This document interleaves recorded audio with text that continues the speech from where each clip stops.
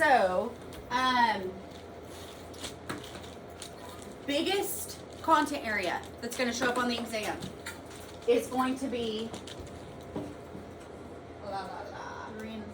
really starting with Rococo, right? Colonial Americas, Rococo, all the way to postmodern. Because I know it comes out the same percentage. It's just like a couple. I think it's 3 more pieces than content area 3. Okay, so it's gonna be technically your biggest content area. 3, okay, is your second biggest content area. It's gonna take us from medieval up to the beginning of Baroque, right? So the main ideas of content area 3 are medieval and Renaissance. Medieval and Renaissance for content area 3. Content area 4 is like all the things, all the isms that ever existed. And then the third biggest content area is 2, right? Content area 2, Sandban, right? Samaria, it's what you started your summer with. Starts with the White Temple and Ziggurat, okay? All the way through the Ludovici, Battle of Sarcophagus, right? Your summer assignment. And then the 4th biggest content area is contemporary, what we're doing now. And so it works out really well because what we're doing now, 3 weeks before, will be fresh on your brain as you're. Wait, what's the lips one? So is that like the smiling without teeth? That was Elizabeth Vigée-Labrune. So she was really kind of bridging us. So she was technically kind of working in the Rococo, but she was not painting the fantastical. She was more down to earth. Except she was painting not Marie de Medici, but Marie Antoinette. Wait, did it have something to do with like showing your teeth made you look poor? Scandalous, and really, it wasn't about the fact that the rich people said that her showing her teeth made her look, they slut shamed her for it, but in reality, it was that they couldn't afford good dental work, and so, they were just. Yes, and they ate sweeter foods, less natural foods like the poor people, and so their teeth were worse. So it was it was really classist more than anything else. Yeah. Where does content area 2 start? 2 starts with the White Temple in Ziggurat. Is it like just ancient Near East? Yeah. And then goes through ancient Mediterranean, which is the classical. So I think that's your first 35, is that right? First 35 pieces? Oh, it doesn't say on there. I think it's 35, ancient Mediterranean. And then content areas 3 and 4 are both over 50 pieces each. So they're your biggest. If I were to print in a letter size, what should my canvas be? What? How big should my canvas? 8.5 by 11? Like the size of a piece of paper? Okay, yeah. I was like, what? I was expecting an art history question. So No, because I wanna. Oh, you're gonna print that. Oh, yes. I got you. Yes, 8.5 by 11. 3, 4, 2, 10. Mm-hmm. Okay, so y'all want me to start at 2 or 3? No, I don't remember much about 3. I'm getting 3. Are we good with that? 3's good. Okay.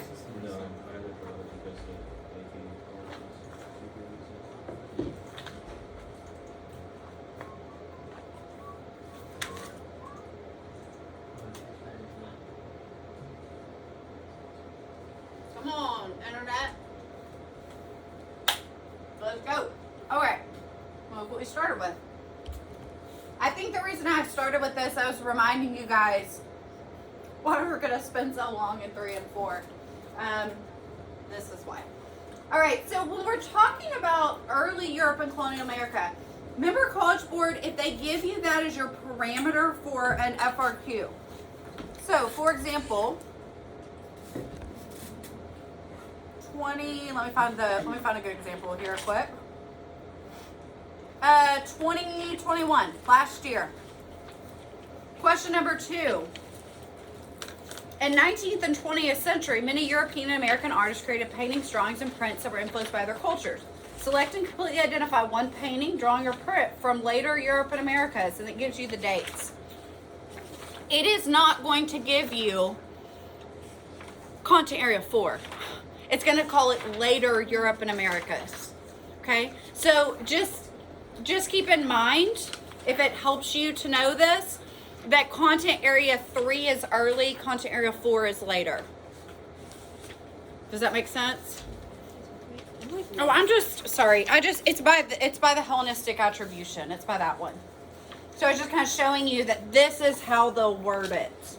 They'll say later or early. If they give you one of those. Now, just gonna guess, maybe they're not gonna give you later here since they did last year. I don't know for sure. I have no inside information. I'm just supposing. When you get those questions, remember the FRQ that you want to do best on is your first one, right? That's where you really want to get the best number of points, because this is your greatest number of points, 8. And so you're going to spend the most time on that first question.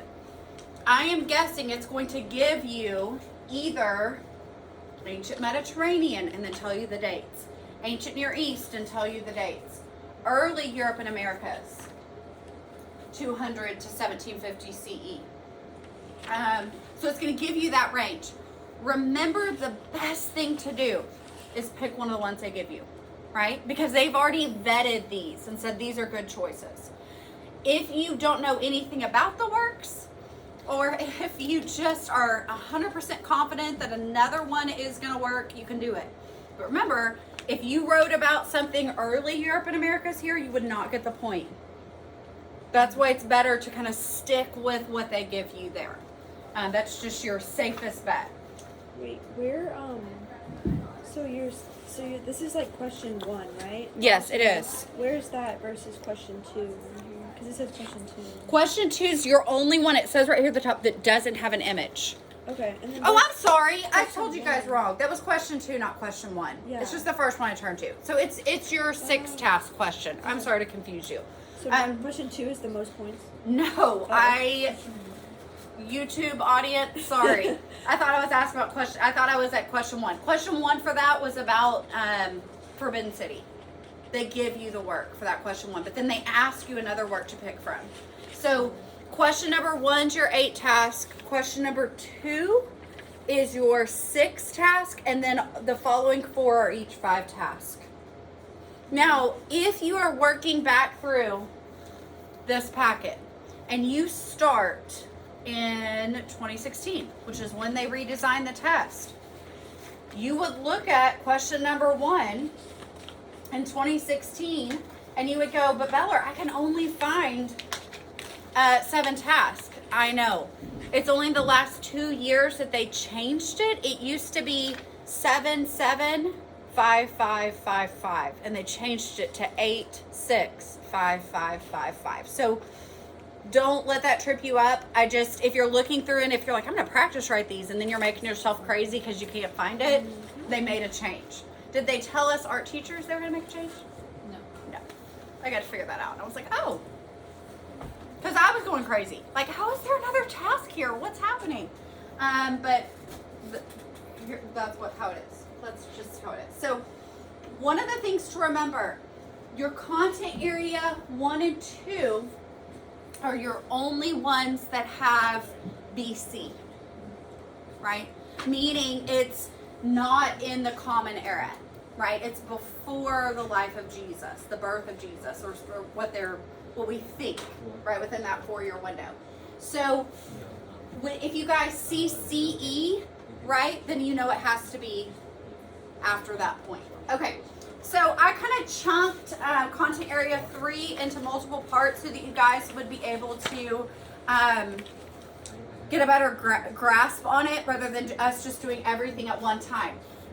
So remember that content area 3 is going to pick up with late antiquity. Late antiquity is the term probably used most by those who are Roman scholars. Most faith researchers, right, people who are involved in any of the 3 monotheistic faiths would probably call it early Christian. I'm guessing College Board will use late antiquity, okay? But just understand that's that beginning of the medieval. This is where the Roman Empire has spread so far. They've gotten too big and they're going to break into 4 parts, right? And so this is a time that the classical's really ending. And what is growing, what is becoming is mostly going to be what becomes the Catholic Church, right? This early Christianity becomes this powerhouse, which is the Catholic Church. So we kick off with that kind of Christianity kicks it off for us there.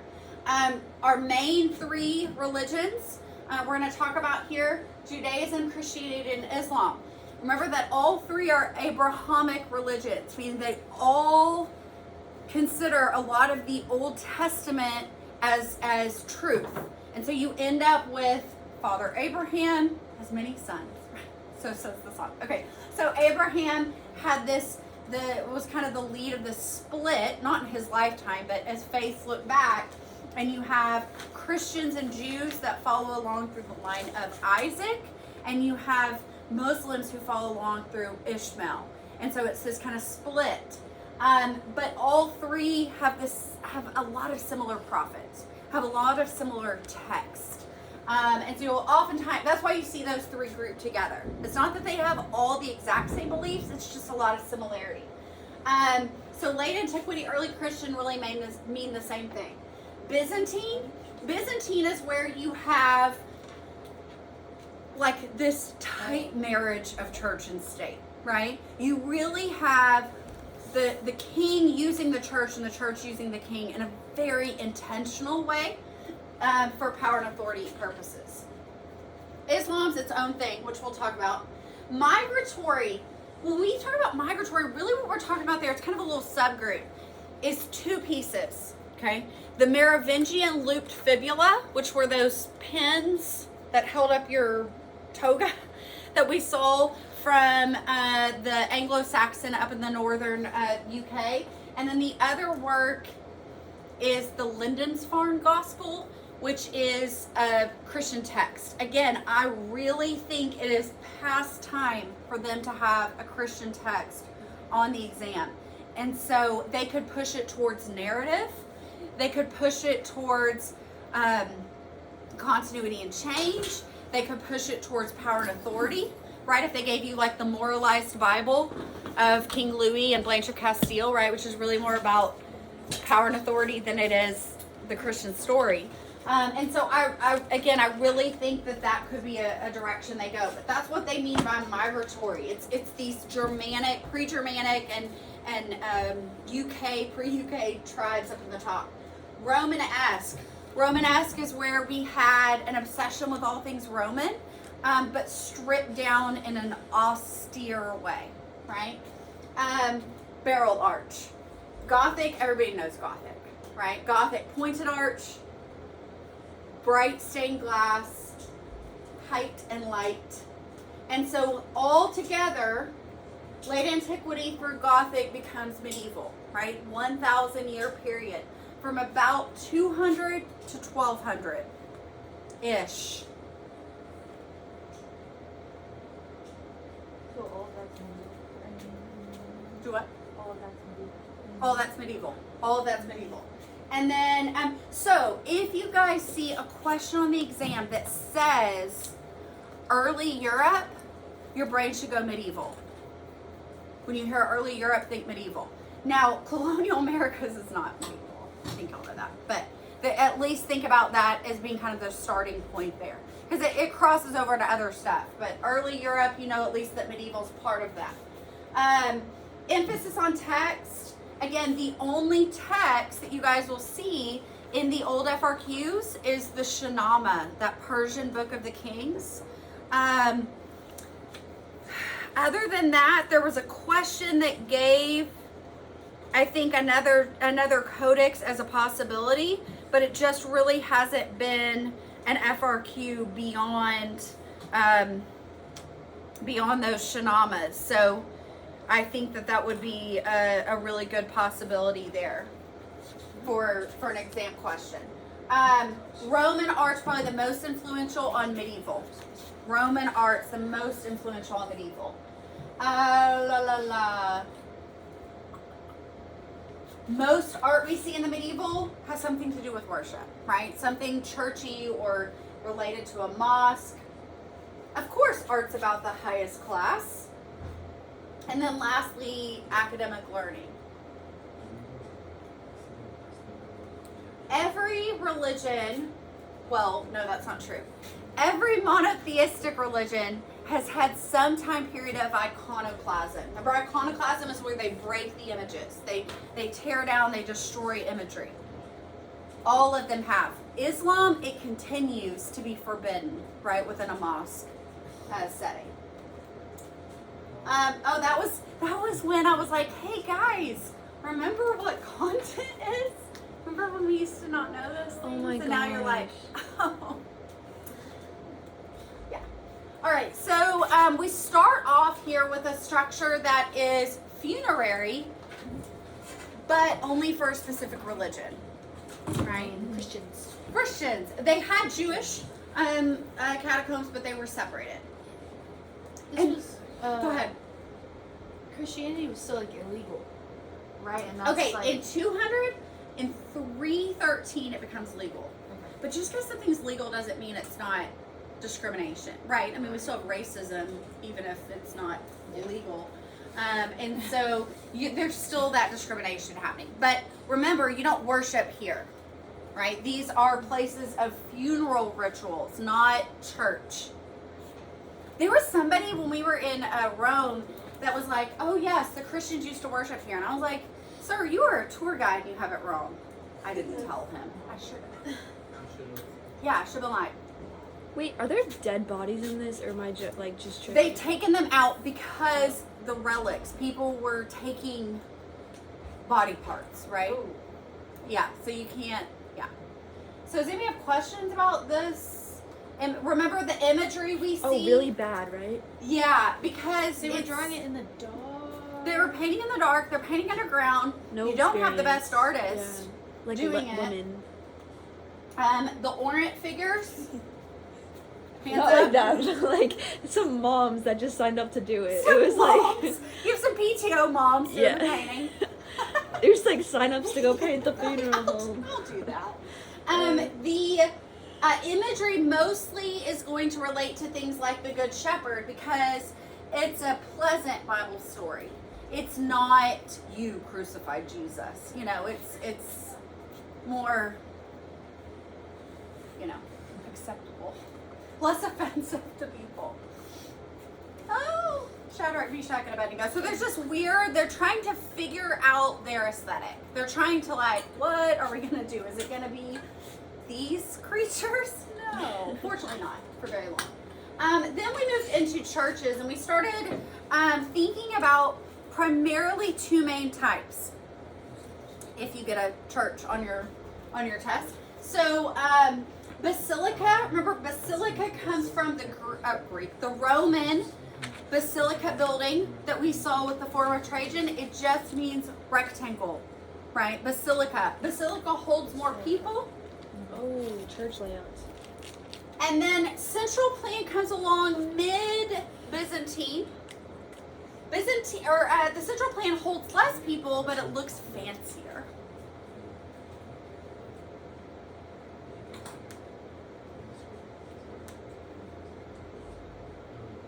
If you had, and again, there has not been a Christian place of worship as an FRQ except, let me tell you, because I want to make sure I get this right.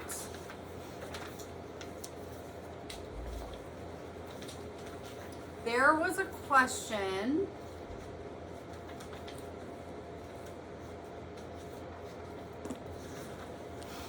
Specifically about, no, it's on the practice questions. There's a question that asks about the window at Chartres and the imagery there.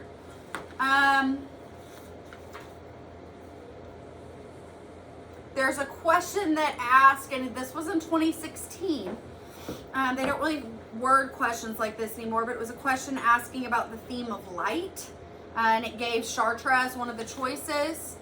And then in 2016, there was also a question that asked about relics, and it gave a little Sainte Foy as an option.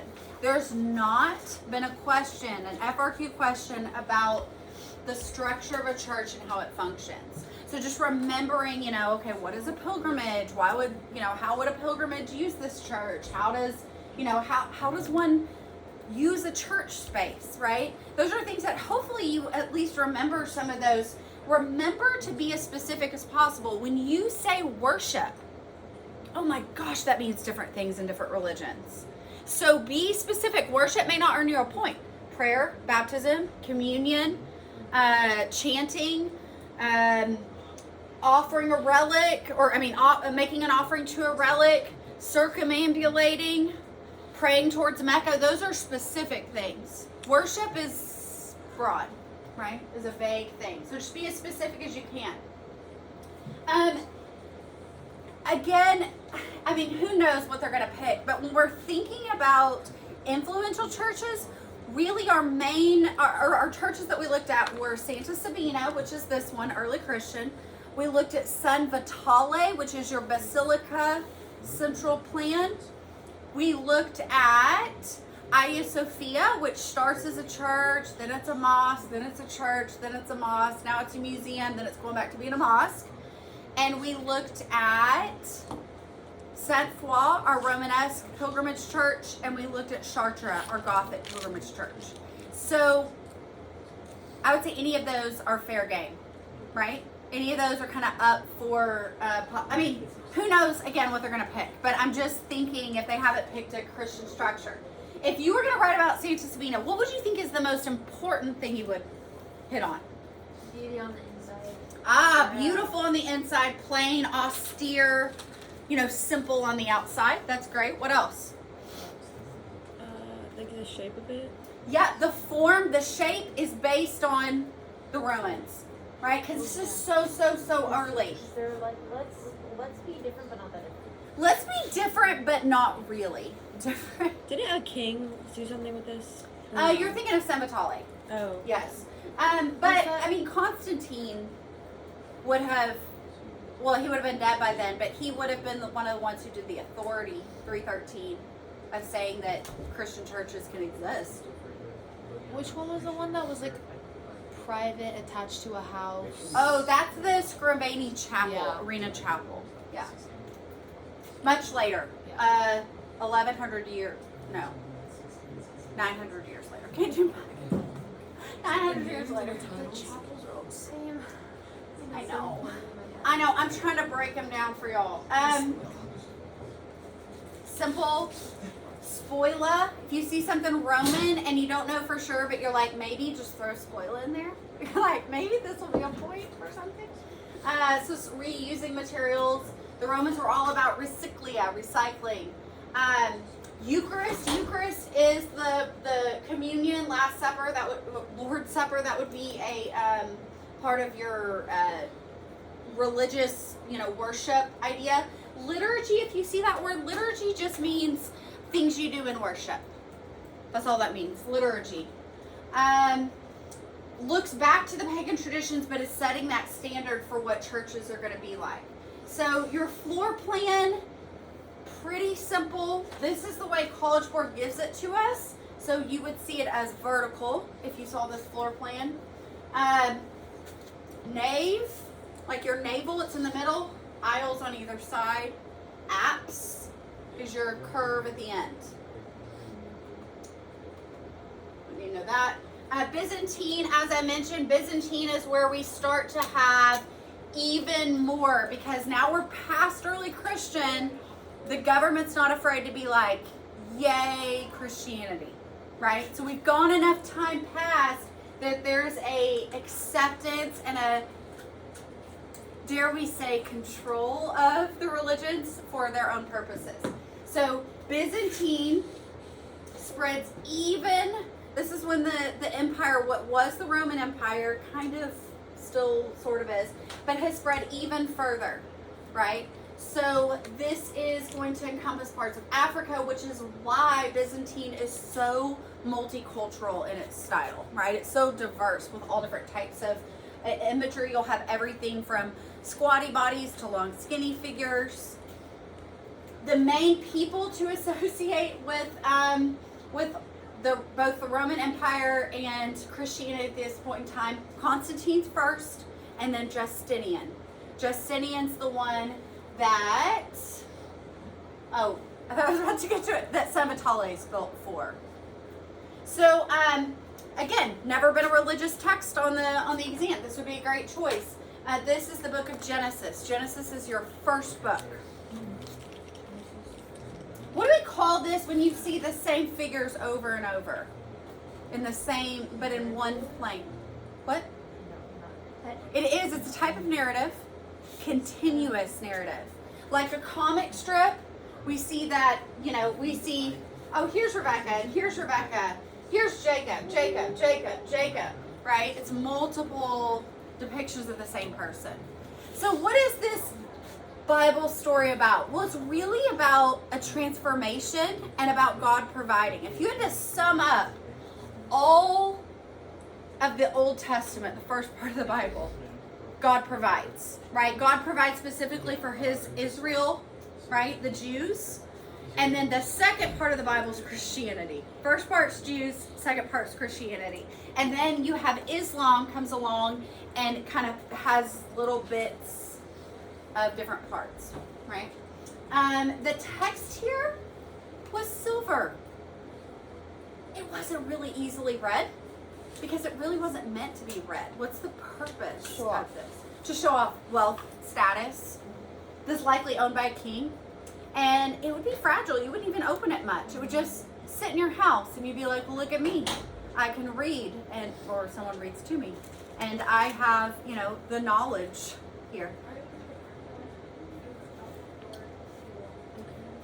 Odd figures, head clustering, weird spacing. There's a lot happening here. Trying to cram stuff on. So abstraction.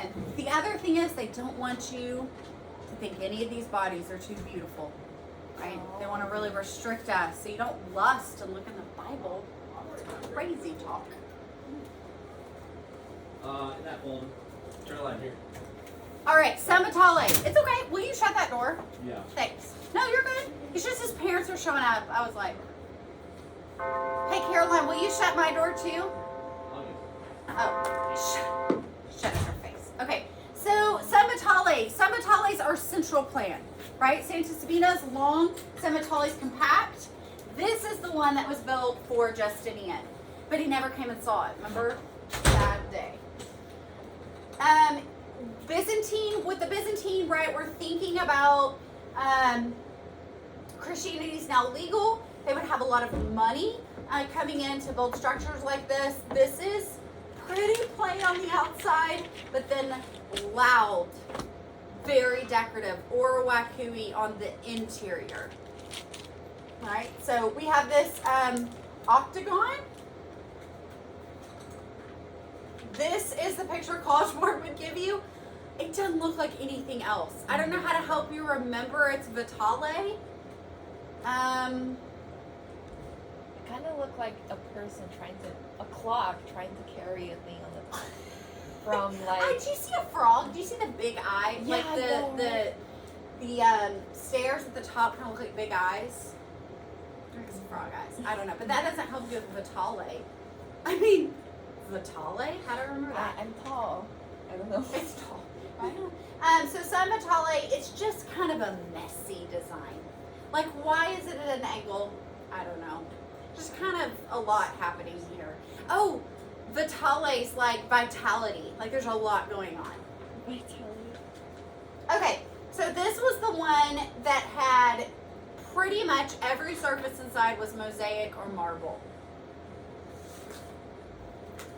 The imagery shown is mostly about good stories from the Old and New Testament, not, the drunkenness of Noah and the crucifixion of Jesus. It's mostly like happy, pleasant thoughts.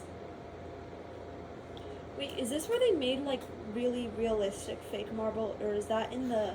No, that's the early Roman did that, and then later on we see that with Giotto and the painting on fresco. Right. This is actual marble, and they cut it. It's called butterfly. Oh, I don't have a good picture. They cut it so that when it splits down the middle, you end up with like butterfly wings. You end up with two kind of mirrored patterns. And so it's this really ornate, kind of busy marble. It's not your like calm, you know. I don't like it. It looks bad. It's a lot. There's visually a lot. Some of this is spoila, right? Some of the round columns are spoila, but I mean it's visually disturbing a little bit. So this is the main apse mosaic. What happens in the apse again? What's in the apse of a church? Well, I'm glad you asked. That's the altar, the main kind of place where the preacher, speaker, priest, whoever would stand, the altar. And so this is what's above him, a very young, feminine Jesus sitting on an orb.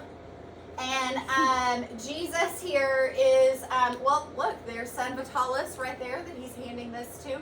And so gold background is Byzantine or Gothic. Starts in the Byzantine, continues into the Gothic. Lots and lots of mosaics. They don't really care about proportion. Looking at the sheep. Remember, a sheep represents a sacrifice. Sacrifice was common both Jews and Christian worship. And then this is the place where they tried to make the new column style. Because remember, they want to have an homage to their classical past, but not be too classical. So they did this like inverted pyramid situation. And then the other really significant thing about this piece, to tie that into power and authority, is you have right there at the altar, right in the apse, you have Justinian on one side, getting ready to hand the bread to Jesus, and you have his wife, Theodora, on the other side, handing the cup, the wine to Jesus. And so if we go back, he's in the middle, and you have Justinian helping him, and the Empress helping him. And so it's that marriage between church and state, right? That real close union between the two. The images, the figures are obviously out of proportion, tall and lanky. So Vienna Genesis is early Byzantine, squatty body, short and squat. This a little bit later Byzantine, right? We have the elongated bodies, downward, wide, pointing feet, flat form, big eyes, strange perspective. Hagia Sophia, yes, it's built as a church, but really remember this is about the power of Constantinople at this point in time.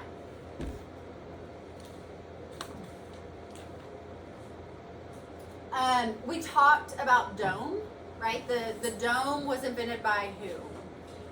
What group of people? The Romans. The Romans. And when they invented the dome, it was really thick, and it was really, it required these big kind of supportive walls. Well, they forgot how to make concrete.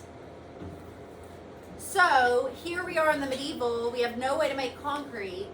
So instead we're having to buttress. And so buttresses are these janky looking kind of blocks holding everything up. And then this is change and technology development, because each of these half circles is supporting the next half circle, which is supporting, you know, the bigger circle. And so it's these domes that are like being held up by buttresses supporting the middle dome. So it's kind of like a collar. It's kind of cinching in to hold this structure up, although it fell twice. So here we are. Because it starts off as a church, we end up with a floor plan. If you guys remember, the floor plan here is another vertical one. See how it is kind of like a blend between central plan and basilica plan. So we have the rectangular kind of quality, but it still has that central dome in the middle. It's like the best of both worlds. It can hold a lot of people, but it has your impressive dome. which Santa Sabina didn't have. It was just a boring post and lintel building. So this is kind of your combo. But look at how thick these walls have to be to hold up the structure. Then it becomes a mosque. And when it becomes a mosque, they add in the 4 minarets. That's why they don't match. That's one reason why they don't match. Wait, so it went from a church to a mosque? It went from a church to a mosque, then a church to a mosque, then a museum, and now it's becoming a mosque again. It's all the things. I guess it's at least it's back to a mosque. I think, I don't know what's all behind the decision of taking it from being a museum to a mosque, but, other than the fact you're in Turkey, and that's going to be the dominant religion, I don't know if there's funding differences for one or the other. I know that there's more control about what you can wear in as a visitor if it's a mosque versus a museum. But they do have you, even if you visit today, you cover your head and you have to abide by the more So conservative it'll be things. more like what's it called? Just burned down in Paris. Notre Dame. Notre Dame, yeah. I Yeah. had the name. Yes, so even if you were to just walk into, if you're going to walk in the church down the road, right? Depending on the church, if you're walking into St. Jude, you might feel like you need to be a little bit more formal than walking into your local non-denominational church. Walking into a Mormon meeting place versus a Catholic versus an Episcopal. There's all kind of like different clothing and things that are worn, and then even within mosques or different types of churches, they will have different varieties. So it kind of depends, but part of that is your act of worship, right? Light. This is our first fenestrated dome. Remember, fenestrated means it has windows. Is that the picture that college wore? Is it what? Is that the picture that This one's the picture, this one's the picture, and I think they give y'all this one. Okay. The one with more light streaming through, but I feel like it's really washed out. It might be, it's one of those two. Okay. With the domes, yeah. Alright. They don't give you the elevation, I was just trying to help you guys see kind of what that slice would look like. So it's a mound. Very mounded form. And then the text that's in here is all from the Quran. But remember, there's mosaics under there as well that are figurative. So this is that converging cultures of beliefs coming together. And yeah, this is a different article about it happening again. Oh dear. Friend, her eyes just get me every time. So one of the most important objects that we see in the Byzantine is an icon, right? But the majority of them destroyed. In the Middle Byzantine period, the iconoclast controversy. The reason this one, remember, wasn't destroyed, it was in Egypt. And so it was protected. Flat bodies with nothing, like no sexualized clinging drapery, no even really great proportion to a lot of the figures. Flat halos. We have the hand of God coming down here. What is the purpose of one of these icons? What do you do with it? Activate it. You activate it how? Praying to it. Praying. We're not supposed to say to it. Praying with it. So, because then they become idols, right? So you activate it by praying with it, carrying it, kissing it, cherishing it, worshiping near it. It's supposed to help you worship. Now, this is different from Shiva or Buddha, where you worship the object itself, right? We're seeing this as it's just representative of God. It's not God. It's not a God. These were those migratory ones I mentioned, the Merovingian loop fibula. I don't know, there's not a lot to say here other than, yeah, they were great at making jewelry and doing small metalwork. And we know that even though simple pins would have worked, these become status symbols. These become ways that people can differentiate class, even within these migratory tribes. And they just really look like the front of a Christian codex. They really just look like a book cover. And so it reminds you that we have a lot of similarities in the art making process. That somebody who's a jeweler might also make book covers, right? That somebody who is a painter might also work as a scribe. So there's a lot of overlap between those skills. And this is where he talked more even about some of the symbolism, specifically the fish. Usually fish aligns with Christianity. And we know that in this people group, they did convert to Christianity eventually. So this is one of those pieces, just like the Vienna Genesis, that I think could definitely be on the exam. Well, again, anything could be, but I'm thinking it's time. This is from those migratory groups as well. So we're thinking the UK, the Iberno-Saxon groups in particular. This was kept at a monastery, and it was their copy of the Bible. I'm sorry, not the whole Bible, the New Testament, the first 4 books of the New Testament.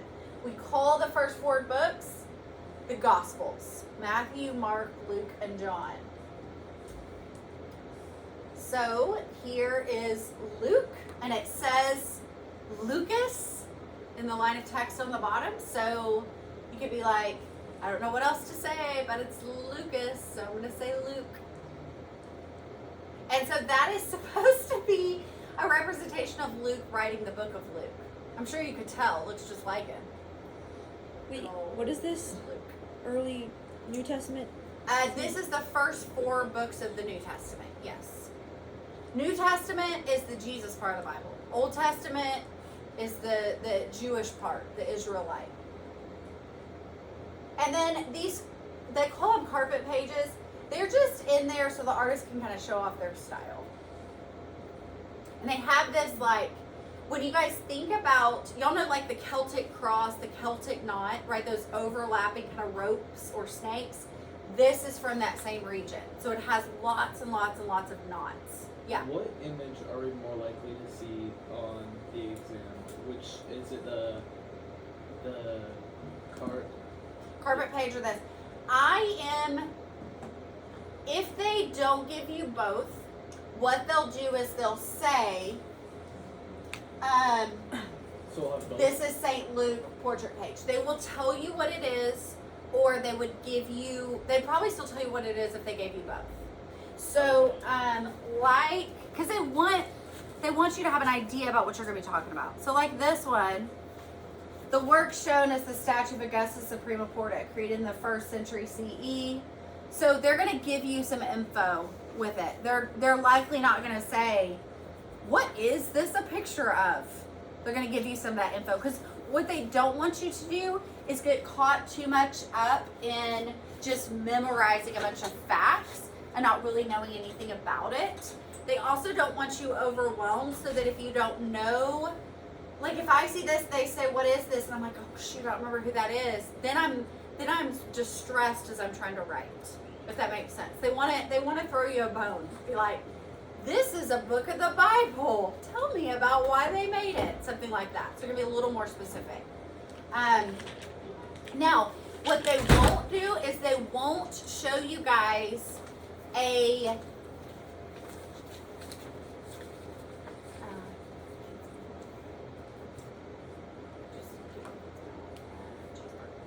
ask the other art teachers.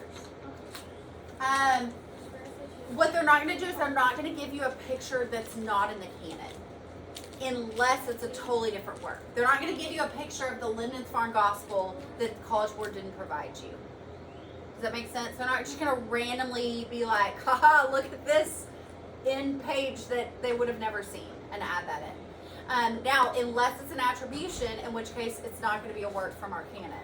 It would be like, what, this is early medieval codex prove it? How do you know? Will we have a retribution or a... You will have two attributions. One is going to be formatted more. Let's see. So, question number. Make sure I tell y'all right this time. Oh my gosh. Question number 3. So from last year, the work shown is Laocoon, a Hellenistic sculpture created in Rome during the 1st century. Describe 2 visual characteristics. Right, we've never seen this work before, but you can describe what's in front of you as an image. Using specific visual evidence, explain at least 2 ways in which this contributes to a sense of drama. Explain how Laocoon departs from earlier Greek traditions. So what they're saying is they would expect when you read the word drama and you hear it is a copy of an ancient Greek work, and they're saying, okay, how it departs from earlier traditions, you could say, well, it's different from the archaic. It's different from the classical. And you could give evidence as to why. Even if you didn't say the word, even if you didn't say the word Hellenistic, but it's really a Hellenistic attribution. And then question number 5. Yes. Question number 5 is going to be the one where it actually says the word attribute. Correctly attribute this work shown to the specific African culture in which it was created. Use 2 similarities between the work shown and another work created by the same culture. So what they're trying to get you to do there is say, oh, that's the Democratic Republic of Congo, or that's the Congo. They're trying to make you that. It's okay if you don't remember that. I can't remember the name. You can't remember the name of the one it's like? Yeah. You don't have to. It says, justify the attribution by describing relevant similarities between the work shown and another work. So even if I can't remember the word in Kissing Condi, and I'm like, oh, that's a, ooh, I can go, oh, I feel like I've seen something with nails in it. And I can describe what it is. It never asks for a point for that. Now remember, our default with Africa is to say Congo, because that's the greatest number. So you could even probably get away with saying the Congo or Zimbabwe, which would not be a good choice because we only have the wood, the great rock, the rock structure of Zimbabwe. But you could throw in another. What are they going to do? Right. Don't throw in 3 or 4 because then they're going to be annoyed with you. Are we gonna take like a mock? No, I'd rather just review specific works. So, especially since I try to do all the questions like it. And then it says, so this is 2 similarities that I ask you for first. And then it says, context, explain the function of this work. Still don't have to know the word in Kissy and Condi, right? And then here it says, for 4 and 5, describe the form or content and how that relates to function. So you could never say the word in Kissy and Condi and do fine. Yeah. Will there be like, do you have something with like the specific works that you kind of want to focus on? That's what you mean for the ones that I'm like, these I think are the most likely? Yeah. That's what I'm, And like most important for us to like know, most likely and most important so that we can like relate it to. oh, you're saying ones that represent, okay, here's what this kind of might be what you're saying. We're going off topic, but it's good because y'all are here and y'all get to decide. So what I made is, I have this, Beller's Top Works to Know, but I'm going to tweak it based on what's been on the exam recently. So I need to tweak this before I share it with y'all because I just want to make sure that I still think they're relevant. Again, this is my guess. I'm just going by what's not been on there, right? And all the stuff I've put on your reviews are pieces that haven't been on there. I'm trying to be very, very specific here, not random. The other thing that I've made is our movements and time period, which is going to walk you through, okay, you're like, oh, Beller, this is a lot. This is all that we looked at, the whole year. Okay, so don't be like, you're not going to remember that Dada is 1915 to 1920s. I'm giving you kind of a generic, and some of these are broader. And so I broke them up for you, right, like medieval. Some of them are more specific, Baroque, right? Has a kind of harder date there. And then I talk about main themes for each of the different content areas. And so I included main themes, and then I included what I think are some of the main works to know. And kind of how those fall, right? Like kind of an idea. Again, it wouldn't make any sense to just give you everything again because we might as well just look through all the old stuff. I tried to sum it up based on here are some general knowledge about the Greek. Is that kind of what you're saying? Am I going along with that thing you're saying? Okay, so I'm not saying like for sure that, you know, I would go with this piece, but I'm just trying to give you like, okay, oh yeah, I remember we talked about some of those things, like a review summary of those. So I can go ahead and share that with y'all today, but I was also going to go over it in class. And so just helping you remember, okay, you know, late antiquity, Byzantine, here are some differences. Here are some of the pieces we talked about for these different, my lovely lines. I'm like trying to like kind of divide where stuff is, but Romanesque versus Gothic, right, to kind of summarize. So again, you won't have every piece in here because that would just be crazy time. But I'm trying to help you just have a screen you can look at and go, oh yeah, that looks Baroque. I remember, you know, kind of what that looks like. Oh yeah, early Americas. I mean, oh my gosh. Early Americas definitely has a style, right? You can see it and it should jump out to you. Okay, this flat, kind of decorative, somewhat distorted figures, elegance, right? And so hopefully this will help you, and then you can remember, oh yeah, Catholicism was hugely important. And so those will kind of help you with that remembering, maybe? Or it'll just confuse you more. But I try to make more study resources than you could possibly ever get through. Because not to overwhelm you, but so that Bridget, who learns differently than Savannah, who learns differently than Natalie, can all find, if you start going through this and you're like, this makes me crazy, then don't use it. Only use what you think is beneficial to you for the way that your brain works. This probably make my husband crazy because his like favorite thing in the world is an Excel spreadsheet. He loves Excel. And I'm like, that makes me crazy. You know, this is more how I think. And so again, I'm trying to help you also again so that you see it and you go, okay, yes, Cubism, okay, yes, and you have kind of an idea. We were talking today about expressionism, right? And neo-expressionism. And so you see, oh yeah, okay, it makes sense that Basquiat is kind of looking back and being influenced by these expressive, dramatic, you know, distorted works. Oh, distill. Oh, everyone's favorite. No. Every time I see the hairy like spoon, it just makes me like want to barf. Like hair in your mouth. Never again. And then I've also tried to show you works like this is from 1988. We haven't talked about it yet, don't worry. But that you can see, okay, he's being influenced by, this is almost like a neo-pop, right? That he's being influenced by pop art. So you can start making those connections. Installations. Oh, there's the gates. And then global contemporary, of course, will be where we end. Oh, photography. Threw that in there so you can remember there hasn't been a photography, a photograph as an FRQ yet. So that would be, I think, an important connection to make. Oh gosh, y'all just wait till we get to 1998 photoshopping. It is, and this work comes with music and a spray of scented air to be blown in your face as you look at it. It's like Disney. It's like a whole experience of the Why is senses. that our piece? Like, I don't understand. Like, why do they choose that? Because it represents 1998.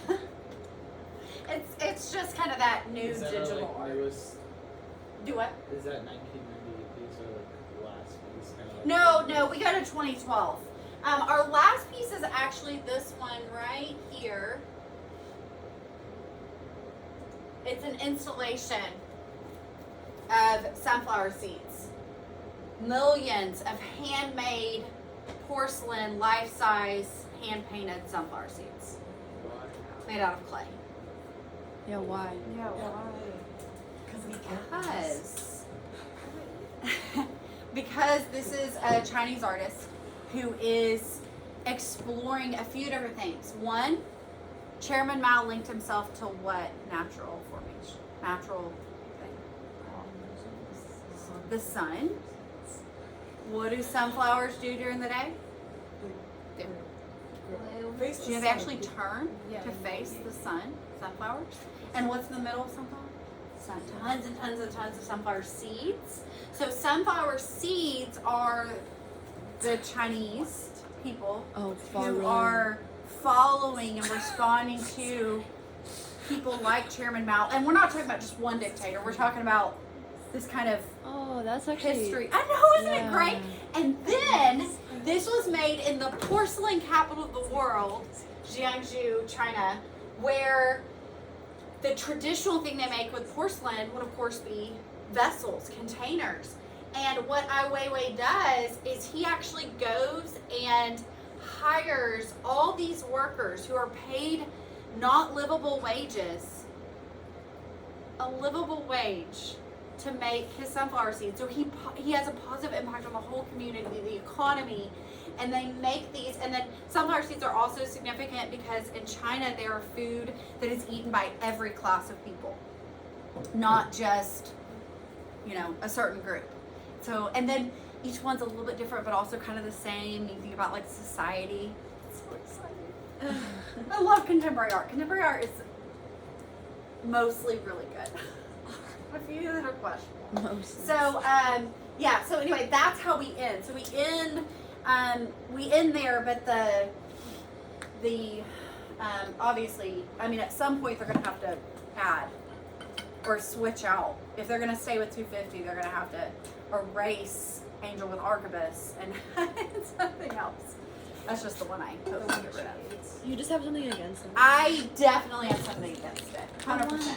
The one where he has like It's like the man shooting something. Is It's it? trying to shoot. Angel I with the put gun it and, like, in the the hat slides. and, It like, makes the me fat- sad, but Oh, I did it that anyway. Yeah, wait, I yeah. don't no. I don't like that one either. It just it doesn't make Okay, sense and it's you may ugly. not like it, but it's not the worst one. Well, I think No, it's no, it's not like, worse. It's how not is It's it the worse? worst one. She thinks it represents like toxic masculinity. I just don't like it. I think it's ugly, and I don't like it. But the toilet is good. Yeah, I don't Yes, like yes, because Which one? that one. the fountain. I don't The like toilet. I thought it was a The urinal. fountain. I don't like that one. Because at least here he has an original thought. I feel like all He's mocking. I feel I like think it's all funny. men have had that Oh, thought. No, an original thought like, hey, could we reconsider a common object as a work of I art? have seen toilets pull off the wall. But never before him. No, I'm just kidding. I think I'm off the wall. But no one's ever done that as art. No one's ever done this. I don't think No. But it makes sense for its time period, because remember, this was all about the fact that anything could get in a show. Except this. It was a statement, but I don't like it. Well, you can dislike it and still see it as valid. I don't Yeah. have I don't Oh, have you're as much like, I don't have as much against it as you do of that angel. Well, the Angel with Archivist, I just, visually, it's not my cup of tea. And Pretty average. it represents, like, yeah, colonization by gunpoint and by lies. Like, hey, become Catholic and you get a gun in heaven. Not now, don't touch this now, but But isn't that kind of like the main theme of that time? yes, and I don't like it. So you just don't like that time period. Correct. Correct. But isn't that where? But so, same. I mean, they're all, except for Juana, they're all really about that colonization disguised as mission work. What's the difference? It's not a good time. Womp womp. I like the screen though. I like the screen, but it's also in your face Those are power. the one. right? Because remember the Vice The story? one that had like Yeah. a Japanese We like. just did one that was kind of similar to it. Right? Yes, the That's what I screen made with the plum, white and red plum blossoms. Yeah, that's the one. Yeah, so this one was inspired by those kind of Japanese screens. Yeah. Okay. Yeah. So again, hopefully the stuff I share with y'all helps and it's not just total confusion. I think so there's an art show that starts at 5 and I think some of the parents and maybe some of the kids think that we're part of it because they keep just keep walking up and looking in the window like, is this something I Oh, need? yeah, And I'm my like, brother's coming to that. it's not for you. Oh, Yeah, so they're I'm gonna wait. so fun. There's like 150 pieces in there or something. Crazy. Like there's a Wait, ton. an art show here? And it's it's Puster's show. Yeah. And Miss Christensen said only one family responded and said they wouldn't be here. She's like, so I don't know. She's like, she doesn't know if that means everyone else is coming or, but elementary parents are way more involved than high school. It's crazy. Y'all know that's true. It's Everything you crazy. do when you're little is cute. And then you get to this age and your parents are like, do I need to be there with that? Are you gonna, like, is the, district tournament like an important thing? I'm just kidding. I have high schoolers. I don't, what else? We just kind of left off randomly with the Linden's Farm. Nothing. Yeah, nothing specific. Linden's Farm Gospel. Oh yeah, I remember. What was the other content or the time period you said has not been on the exam we should know when you're going through that slideshow? What did I say? Hold on. Where am I? Was it on here? No, No. it's towards the end. Towards the end of what? I don't know. She said photography. What was it on? Photography. Oh, photography. Yes. Okay. Oh. So I didn't think I read that right. you did. You got it right. Yeah. So I'm gonna add that to my list while we're talking about it because I'm gonna try to give y'all all of this printed out. Photography has not been on there. There's been a little printmaking as a choice, but there's not really been a question about printmaking. So remember that 25% of this class is architecture. So you can assume 25% of your questions will be architecture. Whether that's FRQ or multiple choice. Is there an art movement on here that you were like, I don't remember this? Expressionism. International Art style. Nouveau. Art Nouveau, okay. What'd you say? International style. International style. These are great. These are both from Conta Area 4. I remember the pieces. I just don't remember what everything's called. What Okay. pieces were in Art Nouveau? Art Nouveau is something we barely talked about, and it's not very prominent. But so Art Nouveau is, where are you? More of an add-on style. Oh, okay. It's inspired by mosaics. It's inspired by those codexes we just looked at, right? That decorative quality, and it's inspired by nature. All that means Art Nouveau just means new art. That's all that means. Art Nouveau.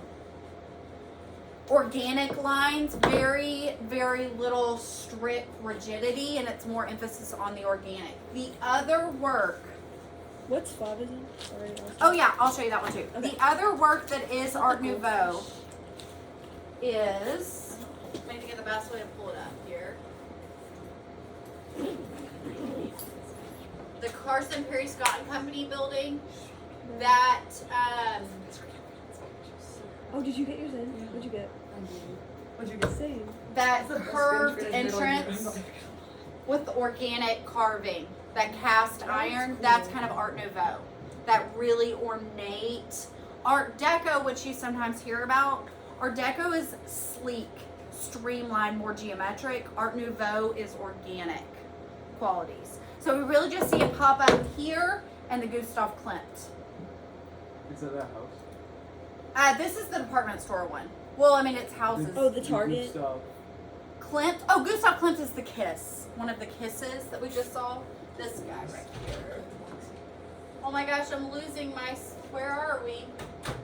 This Wait, one Kennedy, is the do you kiss. think that includes the essay? Shut up. What are you doing here? I know. Good to see you. Oh my goodness. You're going to be on my YouTube. So, this is like the Chase Prom is here. Yeah, well, they can't see you, but they heard your name. So, I'm you'll also be here famous. for my sister. I love it. Well, I know that's your sister. Doesn't I've gone all year. I had no idea. What was the other thing you said? I'll mysteriously Favism, disappear. what is By Favism. And expressionism. Is that the goldfish? Goldfish.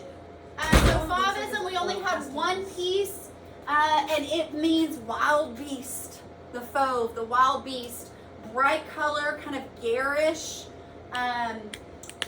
flat, no true perspective. Was this before pop art? Yes, we are early 1900s. Pop art is 1950s. Would you say that this could have influenced Color-wise, yes. Yeah. Yes, for sure. an abstraction? Abstract expressionism? Abstraction? Abstraction is just kind of an adjective. It can apply to a lot of Like things. it's like kind of abstract, kind of. Oh, you're asking if it's abstract? Yeah. No. Yes? Are you asking about an art movement I was called saying like, abstraction? can this abstraction in these pieces influence pop art? Yeah, but most pop art is super realistic. Okay.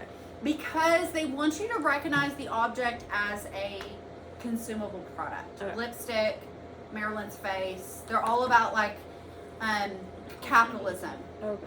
The color is more the abstract part. If you think about colors being an abstraction, right? That Marilyn's face wasn't really all those colors. Yes. You said something else. Expressionism. Expressionism. Yes. Okay. Oh, so expressionism is a really broad kind of thing here. So we talked specifically about the Blue Rider Group and the Bridge. But it's also kind of a generic term used for this time period around the wars, around World War One, rather, around World War One. And it reflects, expressionism reflects, remember all that anxiety that we saw, kind of this collective fear that went into turn of the century, right? And as you're leading up to that, like we saw with Munch, we're leading up to the turn of the century, and everyone's anxious. What's it gonna be like, right? These turn of the century pieces where people are questioning, kind of, what am I? What do I relate to? Trying to figure out their own personality. Really, when you think about it, World War One was all their greatest fears coming true. They were like, what's gonna, I mean, it was all this great change. All of a sudden, it's like, I knew this would happen. Kind of like 2020, right? It was kind of like, well, things have been too good for too long. I knew something bad would happen. And so, expressionism is kind of that reality of their anxieties coming into play, and then people lose their mind again. And then we barely get stable before World War II. And then it's like, hey, remember World Wars? That's why all of time is like this. We don't live long enough to learn from our mistakes. When's the next study session? Tomorrow, after school. Wait, I think I can come. Yeah. I can't. Date. But Well, I'll record it. okay. Don't you fear. I'm Yeah. so hungry. You're, I know the girls just went. Oh, and then okay, the other type of expressionism was abstract, which is I thought maybe what you were trying to say earlier. Abstract expressionism is the 50s and 60s. This is post World War II. Thank you. So Yeah. German expressionism is different than abstract expressionism. Yes. German expressionism is what's happening around World War One. Okay. Okay, expressionism happened outside of Germany, but it was centered in Germany. Germany and Russia, because both are going through it and forcing others to go through it. Abstract expressionism is World War II. And abstract expressionism is American. Why are we in America now? Because of World War One. World War One destroyed so much of these art centers in Europe.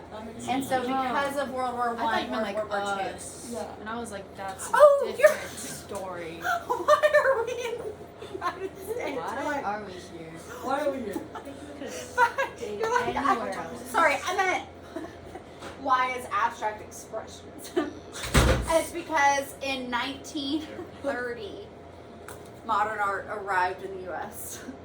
We're here. Yeah. Well, 1930.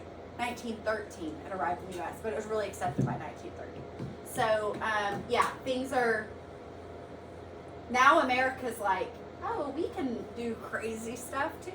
I mean, it really isn't that long ago, 1963. I know, but when you talk about all these other old things, like, that doesn't sound long ago at all. It's not. It's not long at all. I mean, my parents were Couldn't we living. learn this and then go back to, like, older stuff? I know. So yeah. So we go all the way to 1980, and then they have us do content areas 6, 7, 8, Okay. 9. I wonder, okay. I kind Yeah. of forgot about all. I know. That's why we're revisiting.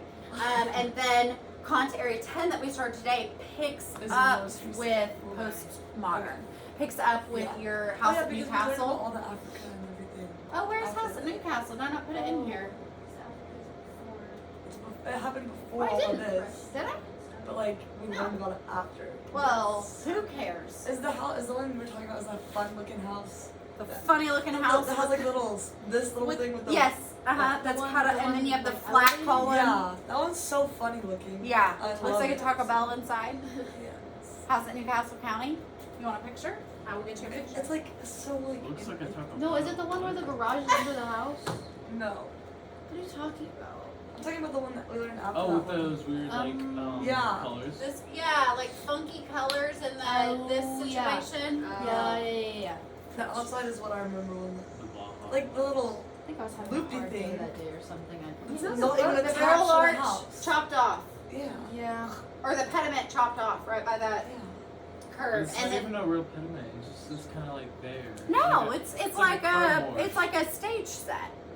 Why? The interior reminds me of the book How to Feed a Mouse a Cookie. It's If like you feed a mouse the a cookie. fan is like Or exactly the same. Oh, weird. Okay, that's a light fixture, but it looks like a fan. Oh. You're Of like, course. oh, of course it is. Yeah, it's very, very. Does anybody like live in it now, or is it like? Yes, yes. Which is why we have so few pictures, Who- because it's still relatively. Who Should bought? Who looked at that? House Okay, Kat Smith and looked it all thought, up. This Of is this course. is for me. Yeah, Kat looked it all I'm up not and figured out who owned what part. Or it's been owned by like Yeah. 2 different families now, I think. And Okay. then, but they're super private with it. Okay. What makes sense? She like had a whole document of going through their tax assessment to figure out who owned it. She was like, "I'll share it with you." I was like, "Please do." Oh my. I like that's- random facts. That's so yes. funny. Um, Yeah. Interesting. looking now bullshit up there. this is the same architect, Venturi. This is the one I like a whole lot better. Still, funky, Still out there, but it looks like a